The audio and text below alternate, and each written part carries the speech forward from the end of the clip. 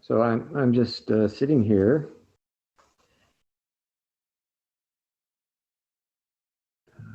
following the stream to the source, and I hope everyone is doing that too.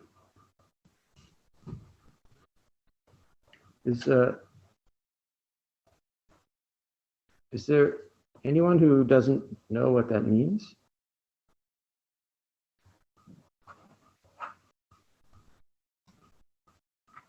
Oh, yes? I see a hand.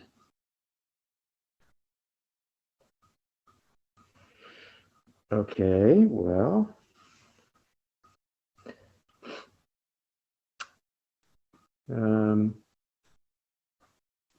Mark, I don't know if you would like to unmute and maybe say a little bit about what you think it means or have thought it means.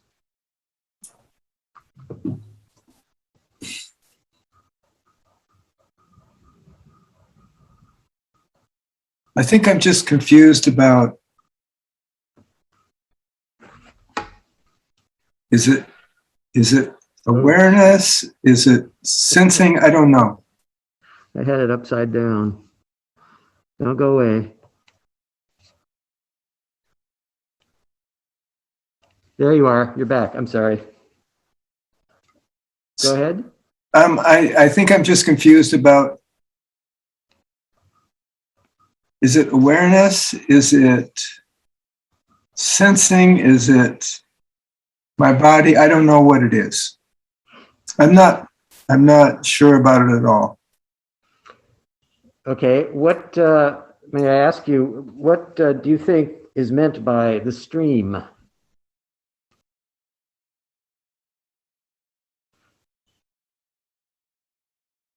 I'm guessing that it's the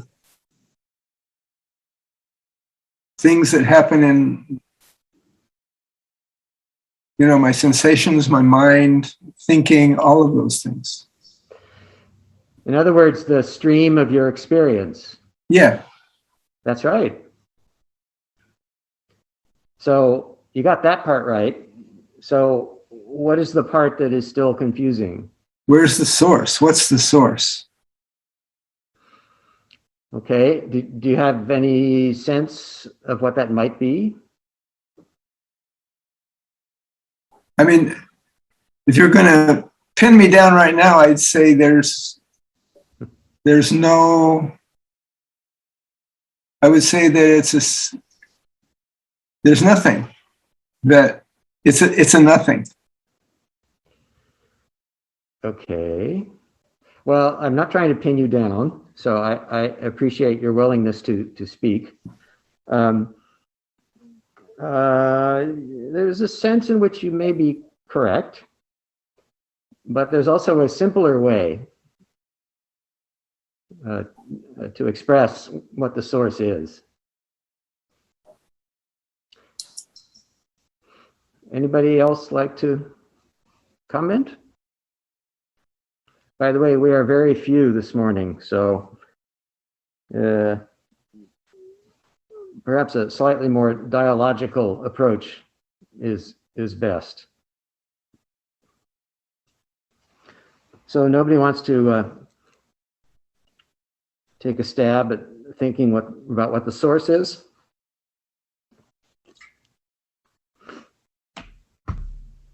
No? Oh.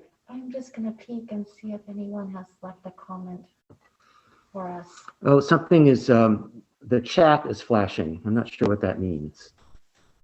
I can't read it. Oh my gosh. It says maybe the source is you. Yes. Well, that's right. And what maybe is helpful there is to point out that the contrast between that and our usual assumption as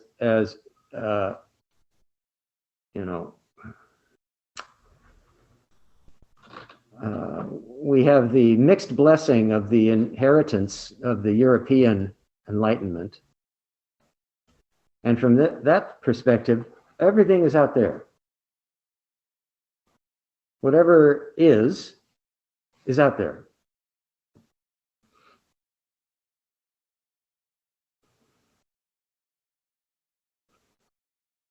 And from our perspective as students of the Buddha way, however, well, you could say everything is neither out there nor in here. However, sitting in stillness without going in pursuit of anything, and of course, without indulging in avoidance of anything, it is possible to notice that our experience actually is that the source of all things arising is in fact here in us. So following the stream to the source just means notice and maybe step away from our habit of receiving everything from without. Meat puppets that simply have sensory organs which just receive, electromagnetic impulses and sound waves and so on and so forth from without. And Buddha quite helpfully pointed out that that's not quite right.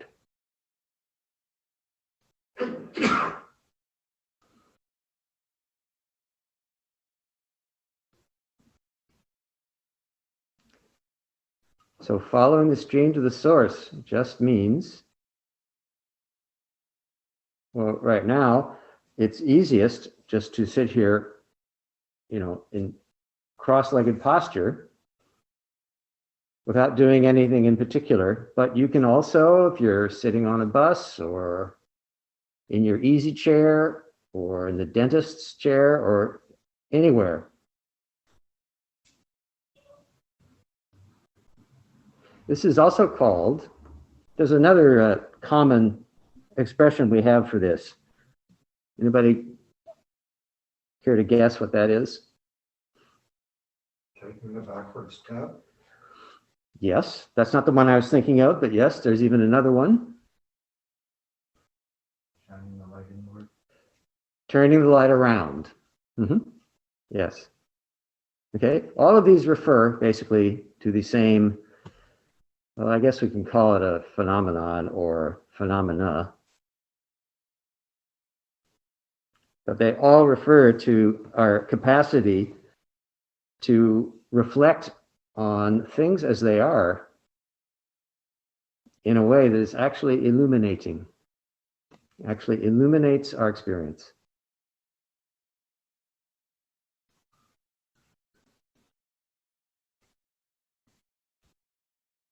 You can actually apply yet another expression to what I'm talking about. What's one of our favorites that we haven't used yet?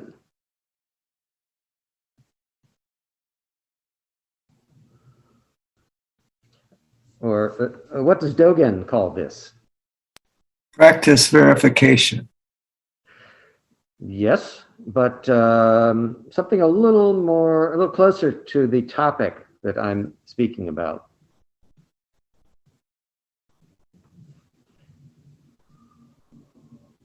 Dropping away body and mind. Kind of, sort of, but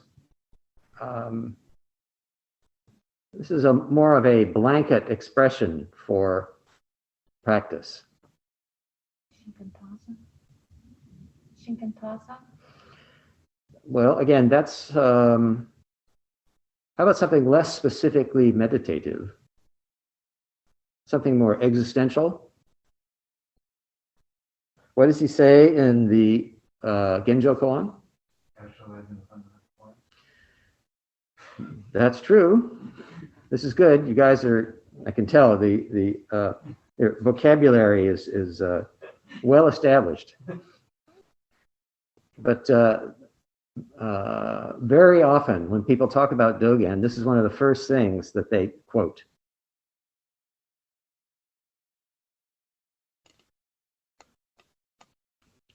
Genjo koan, anybody? Flowers fall, weeds grow. Not that one.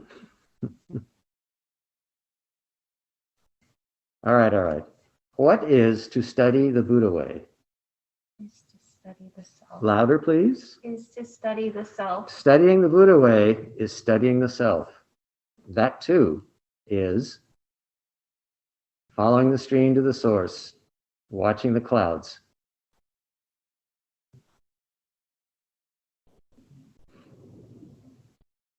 Just yesterday, I was slowly trying to deal with the mess in the room I've inhabited for almost 19 years. And I ran across a calligraphy. I don't know who it's from or where I got it. It's beautiful characters. And on the back, it says, the translation is, this is a good moment to follow the stream to the source. Oh no, this is a good moment to watch the clouds arise.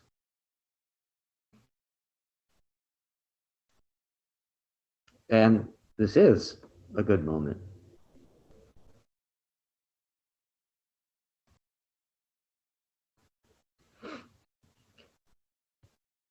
Cultivating this practice, day after day, or moment after moment, or life after life, will give you great confidence.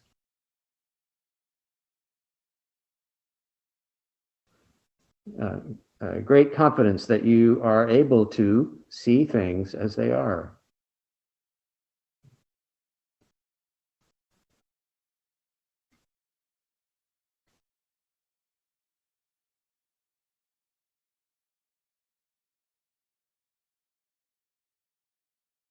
Now, sometimes it's easier if you close your eyes, but it's not essential. And some of us, myself included, have some difficulty with sleepiness. So it may be better not to close the eyes, except once in a while.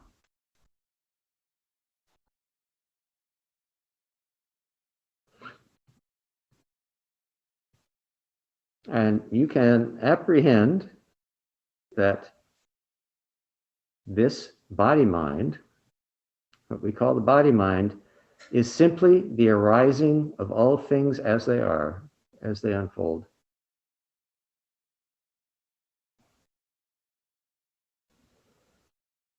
And as your confidence in this increases, your habitual grasp of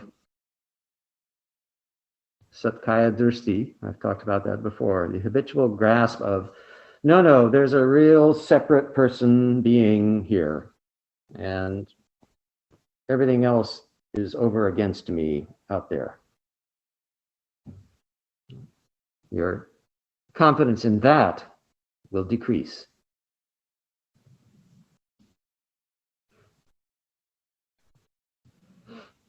And by, the what do you call that? The seesaw will suddenly tilt from Satkaya Drishti to, oh, it's not like that at all.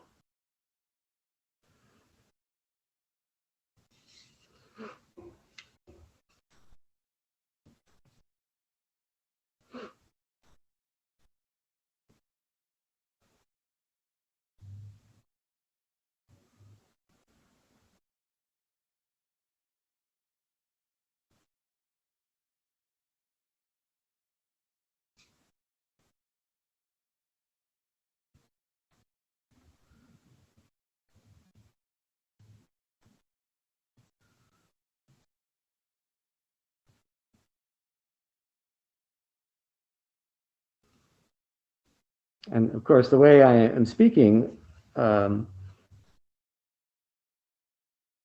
I was going to say, has a certain depth to, but that's not right. The way I'm speaking has a resonance with the teaching thread or theme that has come to be known as mind only, or Vignapti Matra, or Vijnanavada.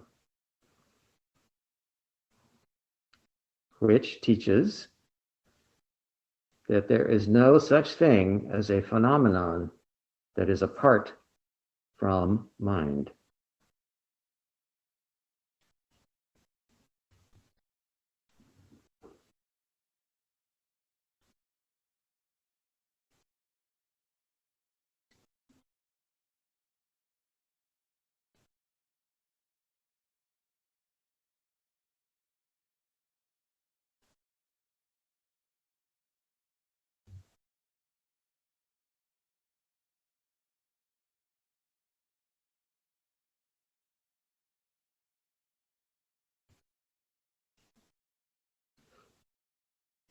So that's what you're looking at right now.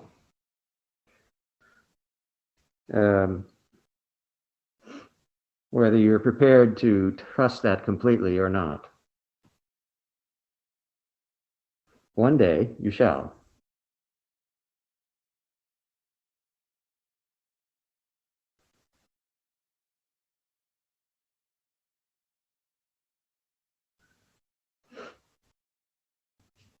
And then you will be what the Indian Buddhists called Chinna Samshaya, which means doubts cut off. Yes, Mark. You spoke about following the experience in a way that's illuminating, which suggests there's also a way that's not illuminating. And I'm assuming you're sort of describing that now, but I'm not sure of that.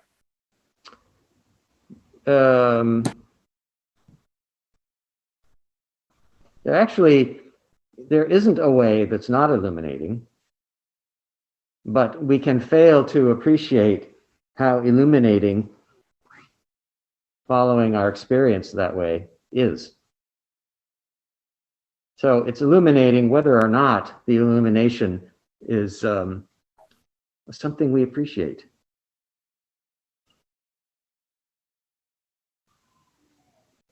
Thank you. Yes. So if we say there's nothing but mind, are we Well, I then- didn't say that exactly. I said there's no such thing as a phenomenon that is apart from mind, which is a little different. But is that it seems like it could get sticky around fixing mind as Fixing, you mean because it's Fixing it. broken? no fixing it like fixing it as a static stable Oh, thing. it is definitely not static. And my guess is if we try to treat it as static or as though it were, that will not work.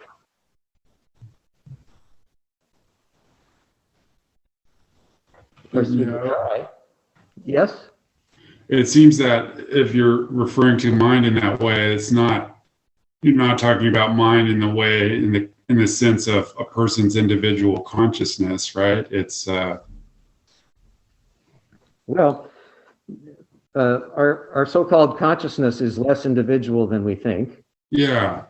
It made me think, again, this isn't quite right, but people talking about kind of like a cosmic consciousness or a, Yeah. but that's not really quite what it's saying either, is it? Well, honestly, I don't know.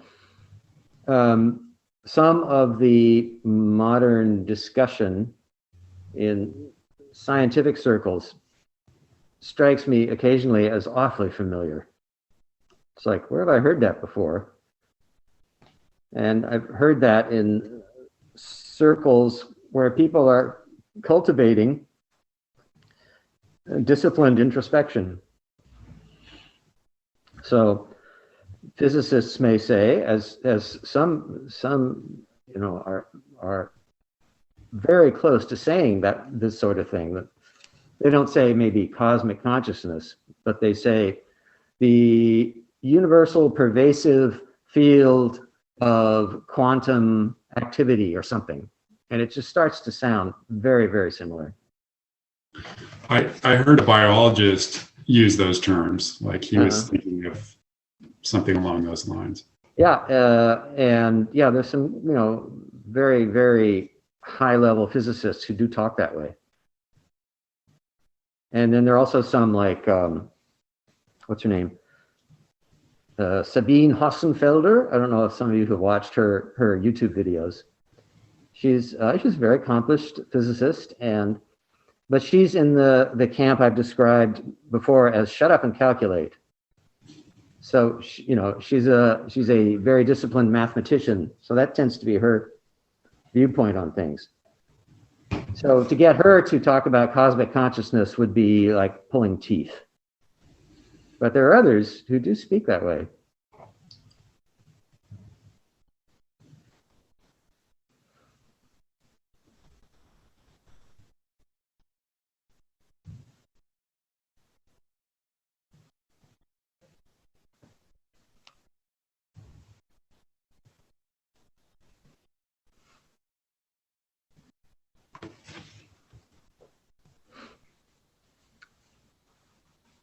So right now, what you call the world is arising where you are.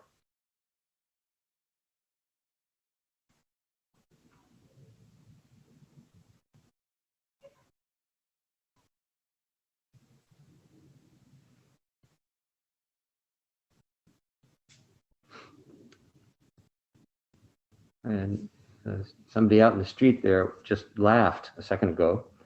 And, our initial reaction might be, oh, well, that was out there. But to watch its arising reveals that to say it's out there is only partly true.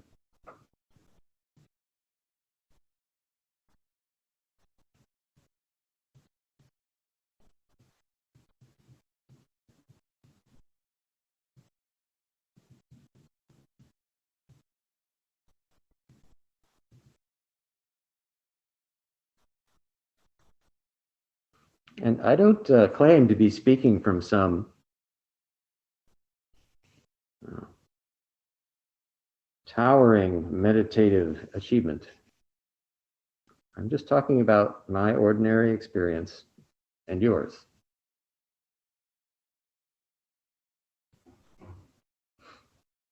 So lately I've been emphasizing this follow the stream to the source, and I would, again, strongly suggest cultivating that practice. And having confidence that in so doing, you are turning the light around, and so on.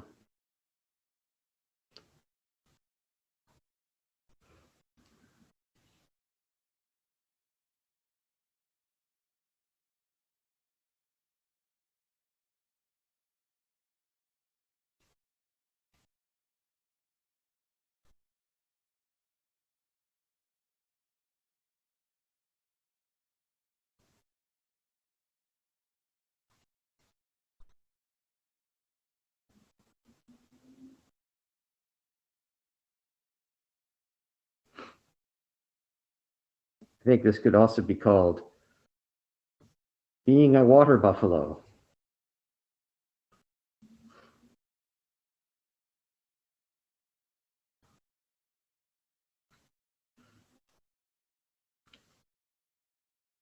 Back in the day, of course, the water buffalo was everywhere, found everywhere in rural China, for instance, and other places. And a critically important member of the family.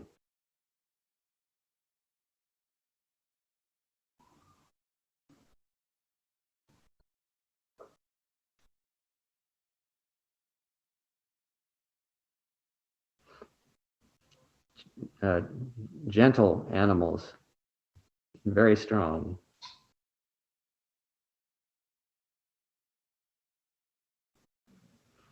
And they are very well looked after by their owners.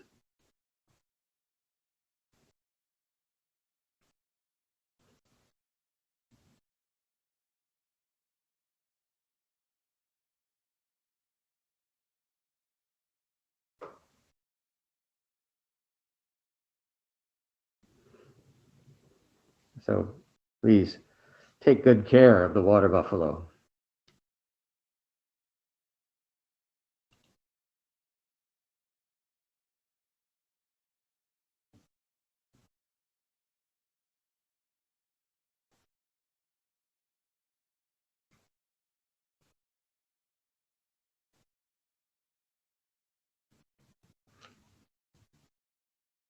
Well, I wasn't going to talk about this morning's topic.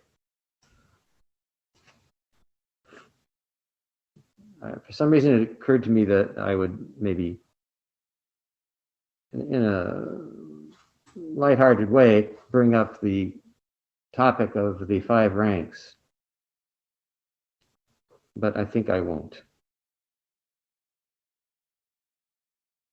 Even though, right now, on the screen, there are 5 faces. But one of them's mine, so it doesn't really count.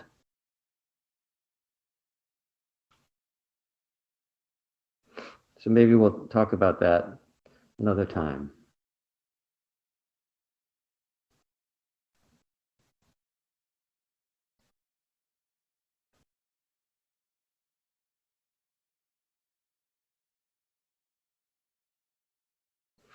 But maybe I will do this. Our ancestor Dongshan is possibly the original or the originator of this teaching of the 5 ranks, or 5 relations, something like that, 5 positions, all kinds of different titles. But for each one, he wrote a poem. So maybe I'll share with you the poem for the first, so-called first rank.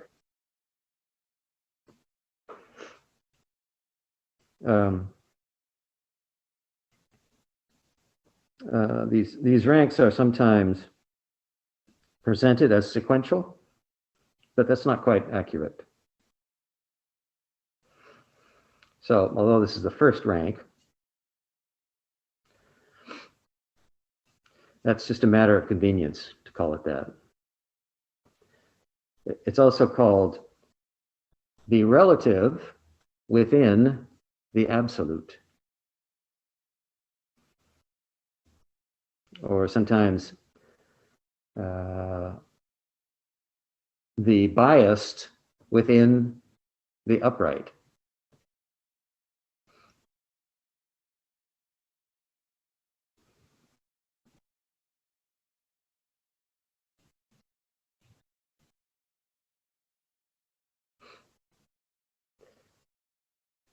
And Dongshan's little poem goes, in the dead of night, before the moon has risen, it's no wonder when we meet, there's no recognition.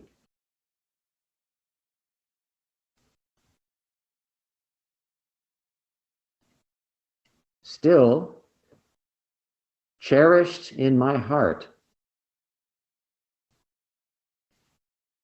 is the memory of former days.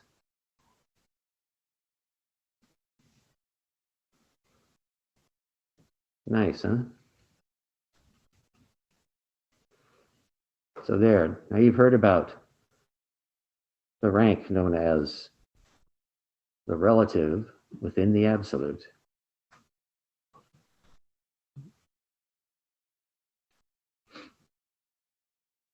So you could take that little poem and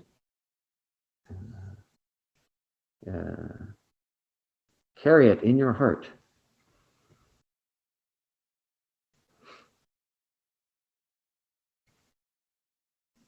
Maybe till next time, or maybe forever. Shall I say it again? Okay. Might be a little different from the first time. That's all right. In the dead of night, before the moon has risen, it's no wonder when we meet, there is no recognition. Still, cherished in my heart is the memory of former days.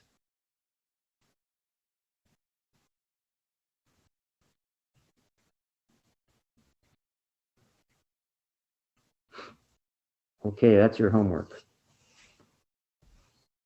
And maybe you've asked all the questions you wanted to ask already. But if not, please go ahead. Drinking with a mask on is a pain. It's even worse if you wear glasses.